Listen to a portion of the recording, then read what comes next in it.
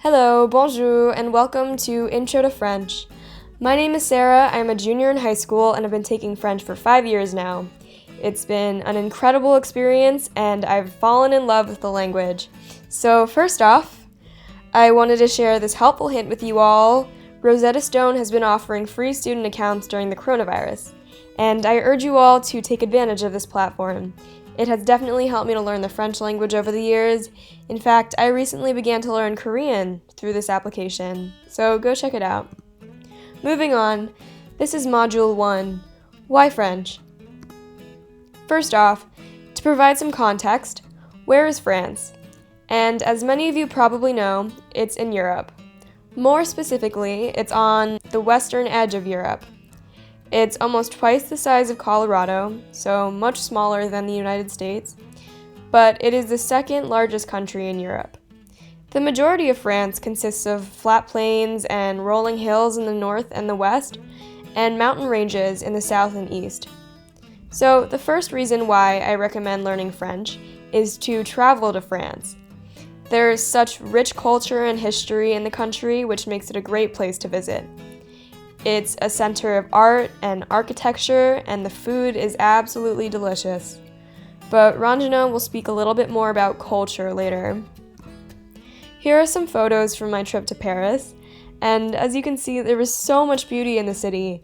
It feels incredibly rewarding to exchange a few words with the locals or order at a cafe in French. I felt as if my hard work had paid off learning the language. And here's a fun activity for you to do on your own. So where would you go, and what would you do if you went to France? Take a look at some of these websites and create a hypothetical itinerary.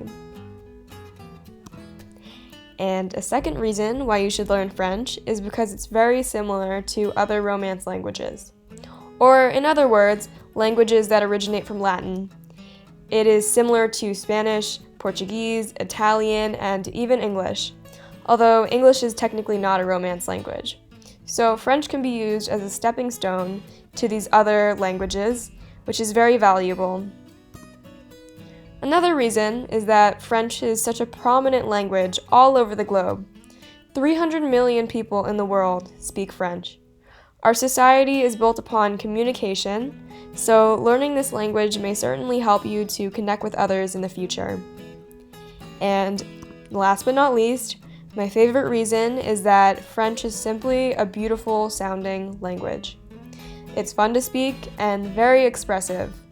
I recommend listening to La Vie en Rose in French because this iconic song embodies the beauty of the language very well. And with that, I pass on the presentation to Sid. Hi, I'm Sid. I'll be walking you through part 2 of your Intro to French course. Here's a list of 11 phrases that's a must-know for learning French.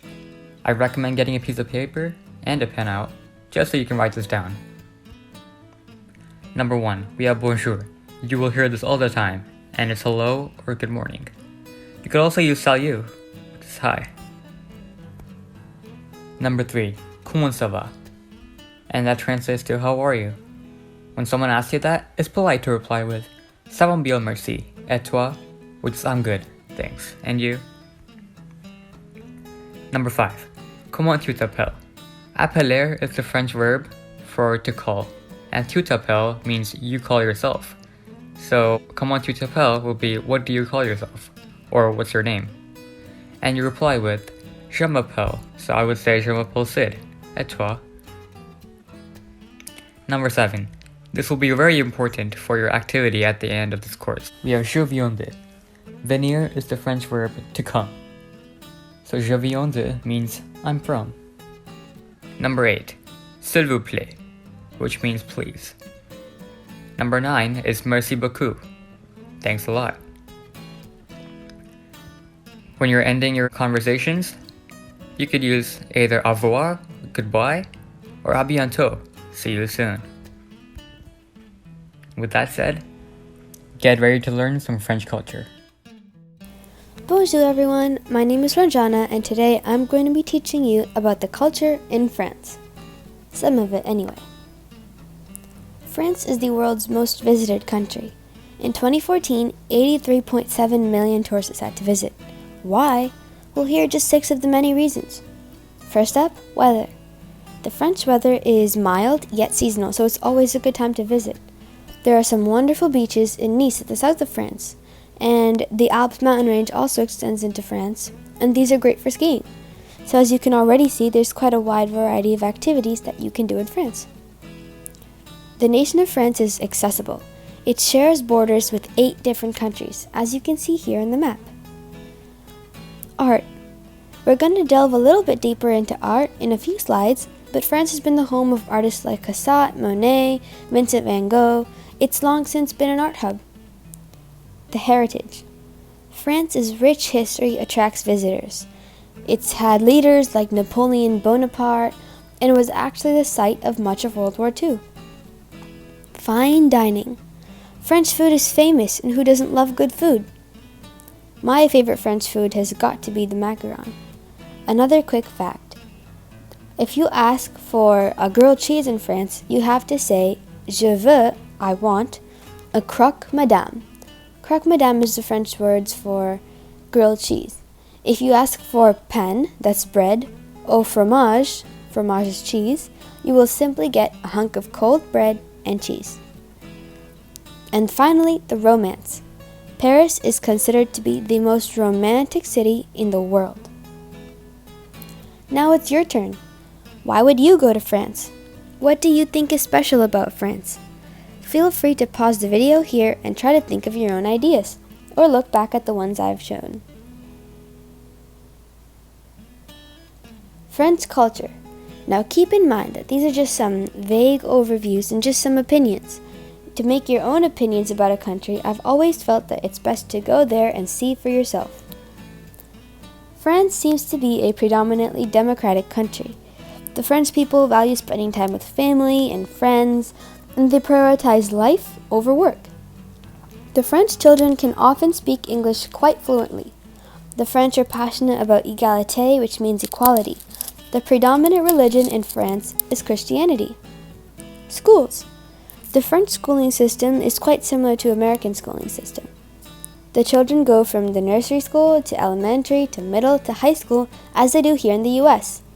French universities are some of the best in the world, especially for research. Take a look at the image on the right and try to follow the pathway of learning as it would be here in the US. For example, lycée in France is high school in the US. Clothes. Some of the most high-end boutiques and biggest designers in the world are located in or originate from France. Examples are Chanel, Louis Vuitton, Givenchy, Louboutin, Christian Dior, and Jean-Paul Gaultier. I hope I pronounced all that right. Paris especially is a city of fashion. Paris Fashion Week, anybody? Now it's your turn. Try designing your own high fashion outfit. Here are some ideas. Le pantalon, pants. La jupe, skirt. La ceinture, belt. Le pull, sweater. Le collier, necklace. Le chaussure, shoes. La robe, dress. La chemise, button down. Le chapeau, hat. Le boucle d'oreille, earrings. Here's a little bit of space for you to design. Feel free to pause the video here and screenshot to draw right on the slide, or sketch out your own outfit on paper. Moving on to the art in France. Before I continue, I'd like to mention that here I'm only talking about physical art, for example paintings and sculpture, but the French music and French photography is also phenomenal.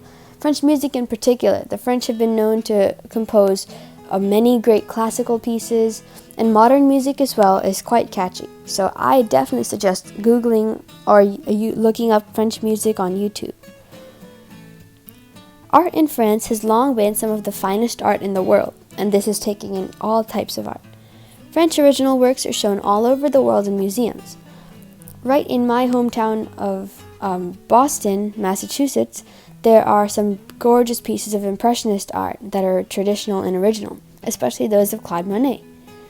I'd suggest now to pause the video and look up an art museum in your region or near your home where you can go to check out some French art. Let's start with the Academy, way back in 1648. It was an elite art school started in 1648 for traditional defined artwork. If you look at any art from the Academy, all the lines are very carefully drawn, it's very proportional and correct. Moving on to Impressionism.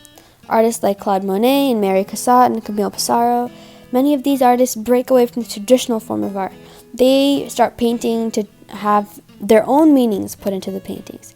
For example, this is a Claude Monet piece titled An Impression at Dawn or An Impression at Sunrise. But the point is, it's an impression. You don't see clear lines, you can't identify which harbor it is, but you can see the water, you see an impression of sunlight on water. These sort of pieces were much looser, they're freer brushstrokes. Moving on to a return to the classics. Classic art techniques come back, artists start portraying scenes from Greek and Roman mythology, which is what is meant when anyone refers to classics. Moving on to modern art. Today's French artists, similar to artists all over the world, combine and develop their own techniques. Finally, technology. France has some of the world's best transportation and electronics. Their technology is phenomenal and is continuing to progress.